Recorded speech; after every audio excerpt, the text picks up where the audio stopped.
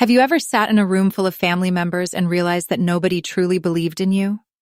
Not because you were a bad person, not because you failed, but because they had already decided who you were, and no matter what you did, they refused to see anything else. My name is Emma, and for most of my life, my family treated me like a burden. The extra problem, the extra expense, the extra responsibility nobody wanted. But what none of them knew was that one day I would sit at the head of a boardroom table, and every single one of them would be reporting to me. But before that happened, I had to lose almost everything. If you enjoy emotional stories about betrayal, success, and unbelievable comebacks, make sure to subscribe. Because this story still feels unreal even to me. I was born into a family that loved success. At least that's what they claimed. But looking back now, I realize they didn't love success. They loved status. They loved money. They loved people who made them look important. And unfortunately, I wasn't one of those people. My older brother Daniel was the golden child. Everything he did was perfect. Every mistake he made was excused. Every achievement was celebrated. Meanwhile, I felt invisible. If Daniel got an A on a test, everyone talked about it for weeks. If I got the same grade, nobody cared. If Daniel made a mistake, people laughed. If I made a mistake, people judged. For years, I convinced myself it didn't bother me. But it did, more than I wanted to admit. Still, I kept working. I kept studying. I kept believing that eventually hard work would speak louder than opinions. I was wrong. Because sometimes people become so attached to their assumptions that they ignore reality completely. When I graduated from college, I couldn't find a job immediately. It wasn't because I wasn't qualified. The economy was struggling. Companies weren't hiring. Many graduates faced the same problem. But my family didn't care. To them, one thing mattered. I didn't have a job. And suddenly, every family dinner became uncomfortable. Questions turned into criticism. Concern turned into judgment. My aunt would smile and ask, "So Emma, still looking for work?" Then everyone would glance at each other, not saying anything, but saying everything. I hated those moments, not because of the question, because of the way they looked at me, like I had failed, like I was wasting my life, like I didn't belong. Months passed, then a year. I worked temporary jobs, part-time jobs, anything I could find. But according to my family, nothing was ever enough. Daniel, meanwhile, worked at Harrison Group, one of the biggest companies in the city. Every family gathering became another celebration of his success, his promotions, his bonuses, his future, and every celebration felt like another reminder of my shortcomings. One evening, everything changed. We were gathered at my parents' house. Nearly 20 relatives were there. The living room buzzed with conversation. People laughed, talked, shared stories. Then Daniel stood up, holding a glass, smiling. "I have an announcement." Everyone immediately became quiet. My father looked proud. My mother looked excited. Daniel smiled. "I've been promoted again." The room exploded with applause. People cheered, congratulated him, praised him. Then my aunt looked directly at me and laughed. Not loudly, just enough. Then she said something I'll never forget. "Maybe Daniel can find Emma a job too." The room laughed. Not everyone, but enough people. Enough for me to feel humiliated. Enough for me to feel small. Enough for me to leave the room. I walked outside, trying to hold back tears. The cold night air hit my face. I stared into the darkness and asked myself a simple question. What if they're right? What if I really wasn't good enough? What if I really was a burden? For the first time in my life, I started believing them.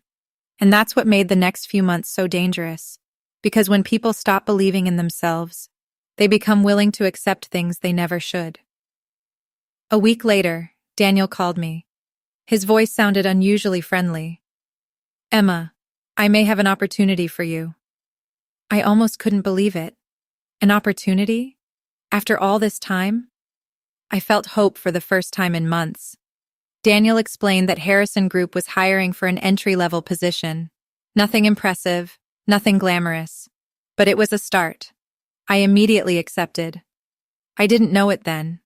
But walking into Harrison Group would become the most important decision of my life, because that company would eventually give me everything, then take everything away. And finally, put me in a position where the people who once treated me like a burden would have no choice but to answer to me. But that part of the story hadn't happened yet. At that moment, I was simply a young woman desperate for a chance. And unfortunately, the people around me were about to teach me a painful lesson about trust. The first day I walked into Harrison Group, I felt nervous. The building was enormous. Glass walls, luxury offices, people rushing through hallways carrying expensive laptops and important-looking documents. For a moment, I felt out of place, like I didn't belong there. But then I remembered something. Nobody belongs somewhere on their first day. They earn their place. And that's exactly what I plan to do. The first few months were difficult, very difficult. I worked longer hours than almost everyone else. I arrived before sunrise. I left after sunset. While others complained about work, I studied. While others relaxed, I improved. Slowly, people started noticing. Managers praised my reports. Clients appreciated my professionalism. Team leaders trusted me with important projects. For the first time in years, I felt respected, valued, seen. But there was one person who wasn't happy about it, my brother Daniel. At first, he acted supportive. He introduced me to people, gave me advice, helped me understand company culture. But the more successful I became, the more his attitude changed. At first, it was subtle, small comments, small jokes, small criticisms. Nothing serious, at least not yet. One afternoon, my manager called me into his office. I thought I had made a mistake. Instead, he smiled. "Emma, your performance has been exceptional." I couldn't believe it. Nobody had ever said those words to me before. Not like that. Not sincerely. Then he handed me a file. A major client account. One of the company's biggest opportunities. My hands trembled slightly. This wasn't just another project. This was a chance to prove myself, and I wasn't going to waste it. For the next 3 months, I poured everything into that project. Late nights, early mornings, weekend meetings, endless revisions. I gave it everything I had. Finally, presentation day arrived. The boardroom was packed. Senior executives sat around the table, including Daniel. I delivered the presentation. Every slide, every detail, every recommendation. When I finished, the room was silent. For a few seconds, nobody spoke. Then the client stood up, smiling, and shook my hand. "We're impressed." That was all he said. But everyone knew what it meant. The project was a success. The company had won a multi-million-dollar contract. For the first time, I felt proud, truly proud. But that feeling didn't last long. Because the next morning, something strange happened. An internal company announcement was sent to every employee. The subject line read, "Congratulations to Daniel Harrison." I stared at the screen, confused. Then I opened the message. My stomach dropped. The project I built, the project I managed, the project I presented, was being credited to Daniel. His name was everywhere. Mine wasn't mentioned once. Not once. At first, I thought it was a mistake. Surely someone would fix it. Surely someone would notice. Nobody did. The entire company congratulated him. Executives praised him. Clients thanked him. And Daniel accepted every compliment, every single one, without saying a word about my role. That night, I couldn't sleep. I kept staring at the ceiling, asking myself why. Why would he do this? Why would my own brother take credit for my work? Then the answer hit me. Because as long as I remained beneath him, he felt important. The moment I started rising, he felt threatened. And threatened people often reveal who they really are. A few weeks later, I confronted him.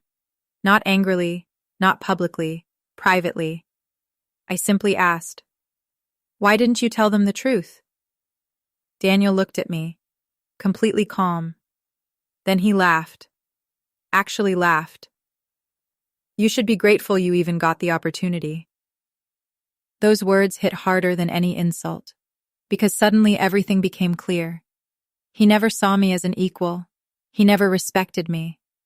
To him, I was still the burden, the younger sister, the family disappointment, the person who should stay quiet and be thankful. That conversation changed something inside me. For years I had chased approval, family approval, Daniel's approval, everyone's approval. But standing there, listening to him speak, I realized something. No matter what I achieved, it would never be enough for people determined to underestimate me. And that realization changed everything. From that day forward, I stopped working for their approval. I started working for myself. What I didn't know was that an even bigger betrayal was coming, one that would cost me my career, my reputation, and almost my future. Because Daniel wasn't the only person hiding secrets inside Harrison Group. And soon, I was about to discover one that would shake the entire company. The weeks after my conversation with Daniel became increasingly strange. People started avoiding me. Meetings were suddenly canceled. Important emails stopped reaching me. Projects I managed were reassigned without explanation. At first, I thought I was imagining things. Then one afternoon, I discovered the truth. While reviewing internal records, I found documents that should not have existed. Financial reports, hidden transactions, missing funds, numbers that simply didn't add up. The deeper I looked, the worse it became. Someone inside Harrison Group was manipulating company accounts, and the evidence pointed toward several senior executives, including Daniel. My hands trembled as I stared at the screen. I wanted to believe there was some mistake, some misunderstanding, but every document confirmed the same thing. The company had a secret, and the people responsible were powerful, very powerful. For several days, I struggled with what to do. If I stayed silent, my career would remain safe. If I spoke up, everything could collapse. But every time I looked in the mirror, I knew the answer. I couldn't ignore the truth. So I reported everything.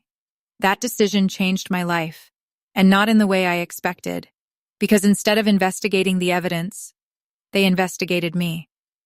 Within days, rumors spread across the office. People whispered when I walked by. Managers stopped speaking to me. Friends suddenly disappeared. Then came the meeting. The meeting I'll never forget.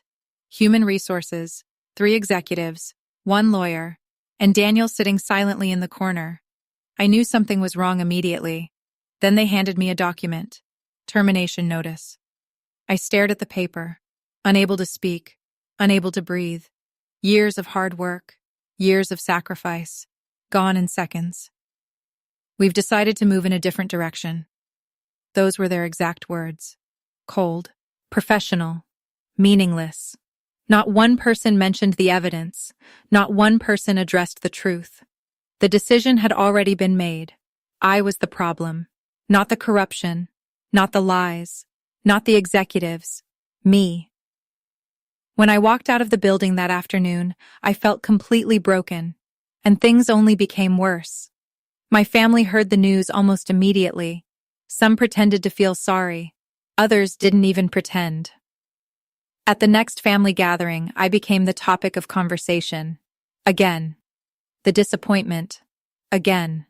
The burden. Again. I listened quietly while relatives discussed my failure as if I wasn't sitting there. Then my aunt smiled and said, "I guess some people just aren't meant for success." The room fell silent. Nobody defended me. Not even Daniel.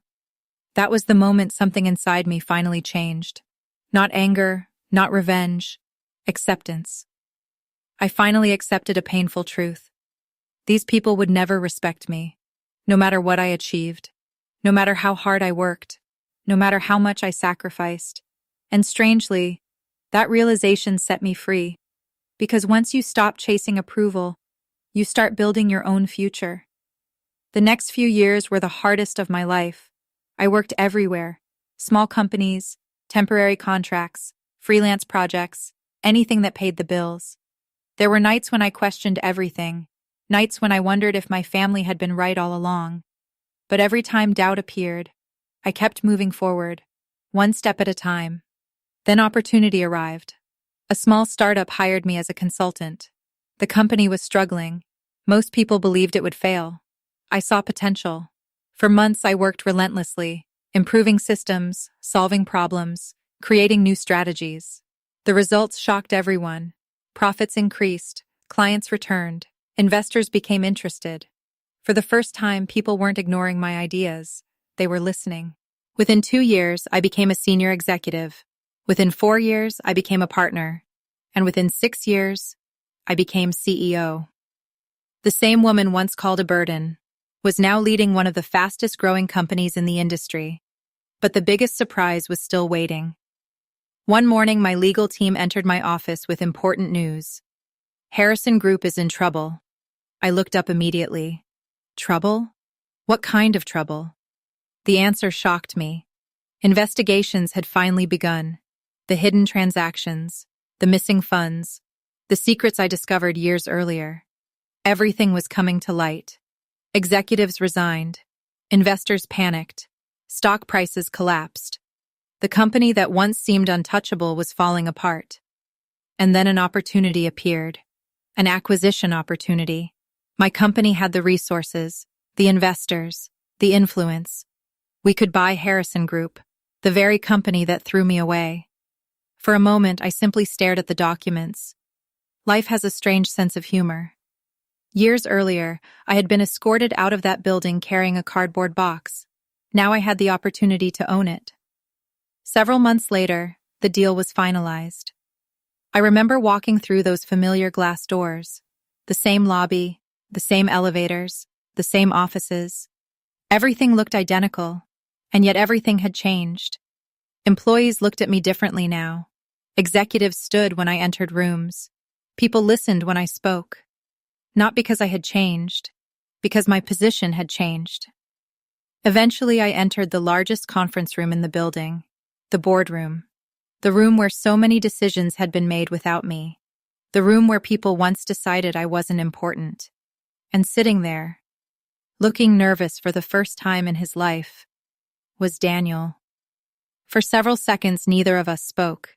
Then he finally looked up, his face pale, his confidence gone.